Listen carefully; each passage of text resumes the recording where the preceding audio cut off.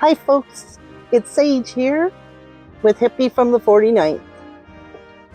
It would appear that Mark Carney has done something that has upset some of the Liberal members of Parliament. Let's see what he's been up to. In early September 2025, the Carney government's cabinet retreat in Toronto had scheduled a closed-door session with Kevin Roberts, president of the Heritage Foundation and chief architect of Project 2025, to discuss U.S.-Canada economic and security relations. The announcement sparked immediate backlash. Liberal MPs called it a betrayal, pointing to Roberts' extremist agenda. And for good reason. Kevin Roberts is the Dark Lord looming over the unrest now tearing through the United States. He is openly pushing for what he calls the Second American Revolution, a revolution fueled by white Christian nationalism and an authoritarian blueprint that Donald Trump's administration is following step by step. Though Roberts eventually canceled his appearance, Carney's office made it clear further engagement with U.S. policy figures like Roberts is still on the table. Why is this a problem? Because Kevin Roberts and the Heritage Foundation have spent years writing a game plan to drag the United States back to the era before the civil rights movement of the 1960s. Since Ronald Reagan's presidency, the foundation has been slowly steering the conservative agenda in America towards his vision. They despise President Kennedy's progressive policies and Lyndon B. Johnson's civil rights reforms that followed. In their worldview, everyone with skin darker than white is treated as an immigrant. Anyone who speaks a native language other than English is an outsider, and anyone who practices a faith other than Christianity is cast as a threat. Their ideology is built on rigid control of the family union. Single mothers are framed as a danger to society. Same-sex marriages, in their view, should have never been legalized and must be outlawed. And most recently, they have gone even further, pressuring government allies to label transgender people as terrorists against society itself. Although many Canadians needed a break after years of a Trudeau government, we are not so divided that we'll fall for such insane rhetoric. Canada is a country built on diversity. Yes, some argue there's too much diversity when it comes to newcomers. But let's be clear. People come here for many reasons, and the myth that they arrive and are handed endless perks is just that, a myth. Most people on visas follow the rules. Those who don't are eventually found out and deported, not arrested, not locked in cages, simply sent back to their country of origin. And let's be honest, when critics complain about immigrants, is it ever about someone from Ireland applying for citizenship or an American moving north? Probably not. The outrage always seems to target people from India, Syria, and other parts of Asia or the Middle East. What does that tell us? That the problem isn't immigration, it's skin color. And there's a word for that. As for the gay and trans communities, love is love. If you don't like it, don't look. They're not hurting anyone, and the propaganda painting them as a threat is total bullshit. Again, FAFO for yourself, then decide. Project 2025 isn't just a U.S. policy plan. It's a roadmap to reshape government, weaken democracy, and enforce hard-line social controls. While it is technically an American agenda, its influence could seep into Canadian politics through private networks, high-level briefings, and personal relationships.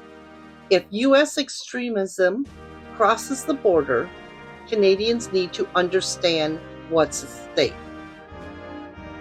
So far, there's no direct evidence that PP is coordinating with Project 2025, but his political style, populist, anti-woke, small government, closely mirrors Trump's mega playbook, which Project 2025 underpins. His rhetoric and positioning invite the comparison, especially as Mark Carney cast himself as the bulwark against U.S. influence. Carney, though elected as a liberal, is no progressive crusader. He's a centrist economist with center-right leanings on fiscal policy, free markets, and corporate regulation. As a former governor of both the Bank of Canada and the Bank of England, he's deeply embedded in global financial and political circles. Seen in that light, inviting Kevin Roberts to brief his cabinet makes more strategic sense. It may have been less about ideology and more about breaking a deadlock. Negotiations with conservative U.S. financiers Scott Bessent and Howard Lutnick have stalled. Roberts, as head of the Heritage and close to the Trump world, could serve as a back channel. But here's the concern. If Roberts wasn't simply a messenger, but a broker for Heritage and Project 2025, then trade negotiations may have been used as a Trojan horse to gain influence over Canadian policy. And that fits squarely with their long-term U.S. strategy, expanding ideology reach northward. If that's the case, Canadians may soon face a chilling reality. U.S. extremism creeping into our politics, not through elections, but through the back door of trade and democracy. The U.S. is playing a long game here, politically, economically, and strategically.